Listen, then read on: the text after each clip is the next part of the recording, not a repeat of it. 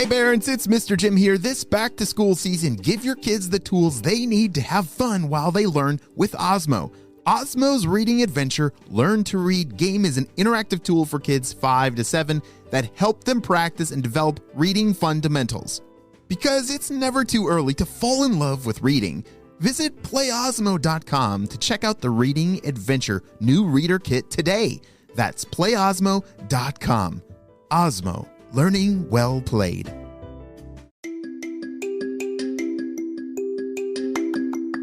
Hello friends, it's Mr. Jim and welcome back to Kid Short Stories. Guess what today is? It's Saturday, which means after this story, I'm going to meet you on over at the other podcast, Kids Animal Stories, for an awesome animal adventure. Today's story comes to us from Alice. Hey Alice, she sent me an awesome idea and you can too. Just head over to kidshortstories.com, send me your idea and maybe we'll turn it into an awesome adventure. Are you guys ready for today's story about a dragon? Me too, let's go!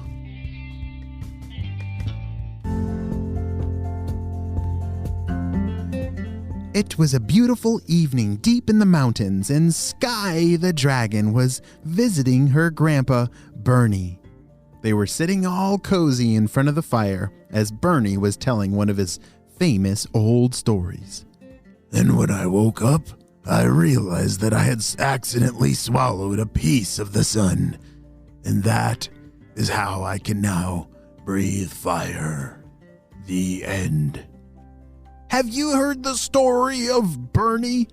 Yeah, that's an amazing adventure about a dragon on the spy team who accidentally swallowed a piece of the sun.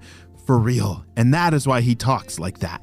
Well, after this story, I'll repost those stories about Bernie. You have to hear it. Wow, Grandpa, said Sky. I wish I could breathe fire like you. That's just so awesome. Yes, well, every dragon has a different power, and mine, I didn't realize that I needed to accomplish that mission to achieve my power. But Sky, you are your own dragon, and you will have your own power one day. Don't you worry. But it's time for bed. Sky got ready for bed, and her mind just couldn't stop thinking about that story and how much she wanted to breathe fire just like her brave grandpa. And she finally fell asleep. The next morning, she woke up, said goodbye to her grandpa, and headed off to fly home. Bye, Sky. I'll see you next time, okay? Thanks for coming over. Bye, Grandpa. Love you. As Sky zoomed off towards the clouds, she had to fly back home. Oh, man, I wish I could be just like him. Oh, that's so awesome. Oh, wait a second. What if I'm supposed to swallow a piece of the sun, just like him, and then I'll get my magic powers? Or I don't know how to get to the sun. What else is kind of like the sun? Lava. What about? Sky then realized that lava is inside of a volcano, and maybe she needed to go fly into the volcano and swallow lava. What do you think? Is that a good idea? I don't think so. But Sky, she was pretty determined, and I don't think there was anything that was going to get in her way. As Bernie was standing there on his front porch, he was watching his granddaughter, Sky, fly home. And then he saw her turn towards the volcano. Oh no. I hope she doesn't do what I think she's about to do. Oh no. She's not old enough to get near lava. That is not safe. I need to call someone on the spy team. Bernie had gotten pretty old. Flying was really hard for him, and he was going to call someone on the spy team. Shh. HQ, I need you to send one of your best to save my granddaughter, Sky. Over. Shh. HQ received the message from Bernie, who then relayed it over to Alice. Alice was an amazing member of the spy team, and she would be perfect for a job like this.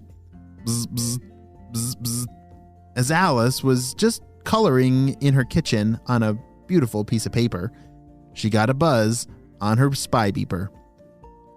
Alice, this is HQ. There is someone that needs your saving and help. We need you to get on your jetpack ASAP and follow these coordinates we're sending you. Over and out. Shh. Alice knew that she had to act fast.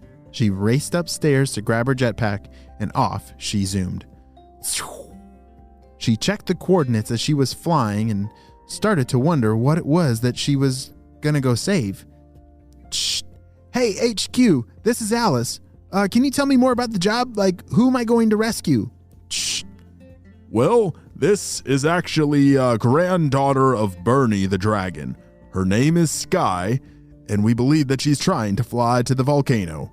We need you to stop her before she gets hurt. Over. Shh. Holy smokes, that sounds dangerous, said Alice. I gotta get there before Sky makes a huge mistake. She flew as fast as she could towards the volcano. Sky! Alice shouted from a distance. Sky, where are you? She was flying around the top of the volcano looking for any movement, and just down below, she could see Sky standing at the edge, peering into the lava. Sky! Hey! It's Alice! I'm here! Sky then finally heard all the shouting and looked up. Oh! Hey, Alice! What are you doing here? Alice zoomed down and landed right next to Sky. Sky, I'm so glad that you're safe. What are you doing here? Said Alice.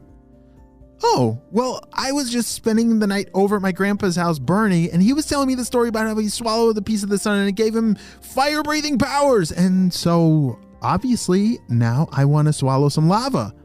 It makes perfect sense to me, said Sky. Oh dear, I can understand why you could reach that conclusion, said Alice. But you're not old enough. You see, every dragon goes through its own process of discovering its magic power. And I don't think this is the right way for you. You see, not every dragon is the same. Everyone is built different, and your grandpa really doesn't want you to get hurt. I think you should just come home with me. What? What are you talking about? I'm totally old enough, and I always want to do something cool. All my friends, they have magic powers. Why don't I? Said Sky. I don't know. I'm not sure, but this is not the right way to do it, said Alice. As Sky folded her hands, she was sad and mad and a whole bunch of things. But Alice was right. This was not the right way for Sky to get her magic dragon powers. I guess you're right, Alice, said Sky. I'm really sad, but I was definitely second-guessing myself here. That's why I was standing here looking at the lava. I wasn't sure if it was a good idea or not. And the fact that you showed up tells me that I shouldn't do it. I don't want to get hurt. I want to do this the right way. Oh, good. Alice gave Sky a big hug. All right, Sky, well, let's get out of here. How about we go get some ice cream? I think that'll cheer you up. Ooh, I'm totally game for some ice cream, said Sky. And that is the day that Alice and Sky became really good friends. Alice helped Sky understand that, forcing your way into the magic powers of being a dragon, that's not the best way to do it. And even though Bernie, he can breathe fire, Sky, maybe she has something different that is going to be magical for her one day. Well, I'm so glad that Alice was brave enough to go help Sky. That may be the end of our story, but I believe it's just the beginning of their amazing adventure together. The end.